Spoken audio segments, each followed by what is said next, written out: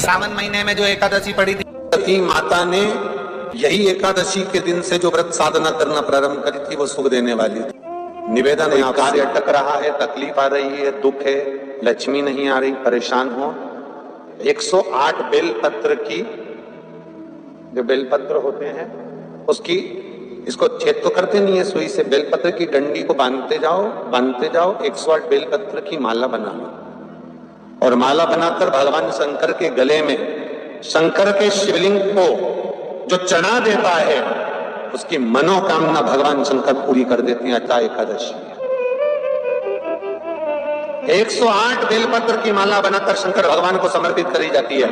माता लक्ष्मी ने भगवान विष्णु को पाने के लिए तुलसी की माला बनाकर समर्पित करी थी, जैसे सती ने शिव को पाने के लिए, कामना को पूर्ण करने के लिए। एकादशी के दिन अगर आप इस पत्ती को यहां से स्पर्श कर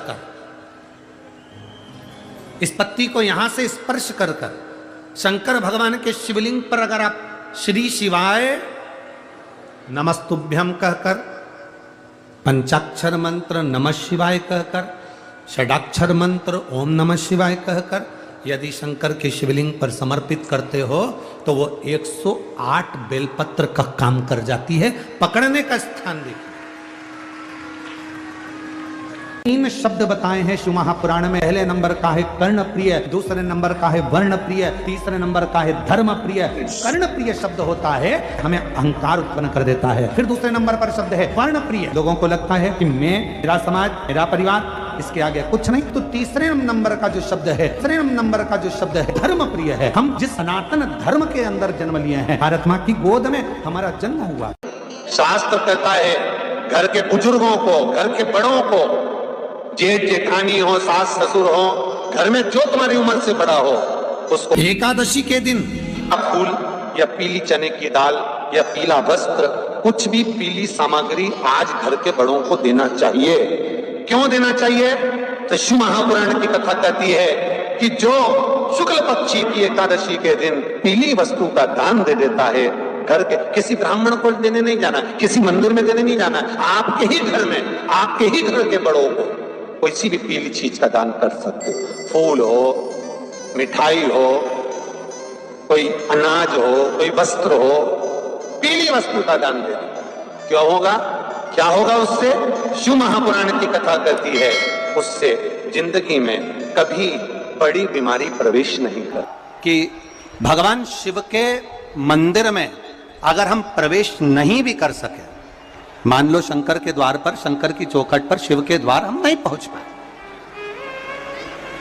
तो शिव महापुराण की कथा कहती है जो जल देवाधिदेव महादेव को समर्पित कर कर आ रहा है, जो भगवान शंकर को मात्र जल समर्पित कर कर आ रहा है या समर्पित करने जा रहा है, मात्र उस शिव भक्त का मस्तक पर त्रिपुंड लगाने वाला, तिलक लगाने वाला, गले में रुद्राक्ष धारण करने वाला या शिव जी पर एक लोटा जल चढ़ाने वाले का मात्र हम दर्शन भी कर लेते हैं तो हमारे कोटि कोटि पाप समाप्त हो जाते हैं। मात्र शिव का दर्शन कर लेते।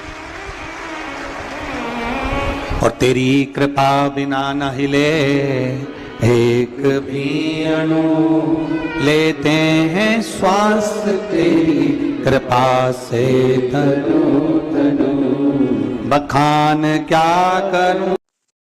के नीचे जो अक्षत रखा जाता है वो उन्नति के लिए रखा जाता है। शंकर के शिवलिंग पर जो अक्षत रखा जाता है वो रोग मुक्ति के लिए रखा जाता है। अशोक सुंदरी पर जो अक्षत रखा जाता है वो संतान प्राप्ति के लिए रखा जाता है। षडानंद कार्तिकेय की ओर जो अक्षत रखा जाता है वह हमारे बच्चों की सुख समृद्धि के लिए रखा जाता है। विनायक की ओर, गणेश जी की ओर जो अक्षत रखा जाता है वह हमारे घर में कोई मंगल कार्य आ जाए उसके लिए रखा जाता है। और जो पीठिका होती है जिसपे शिवलिंग रखा होता है, पार्वती जी का हस्तकमल, उस पर अक्षत रखा जाता है तो नारी के अखंड सौभाग्य के लिए रखा जाता है। अक्षत रखने का भी तरीका है।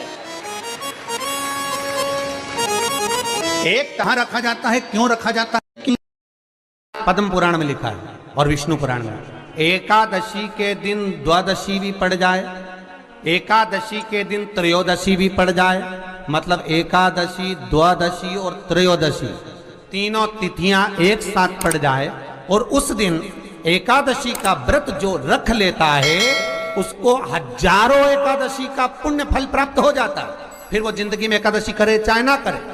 और फिर ध्यान देना, कोई किसी भी मंदिर में, मंदिर ना हो तो अपने घर के मंदिर में शाम के समय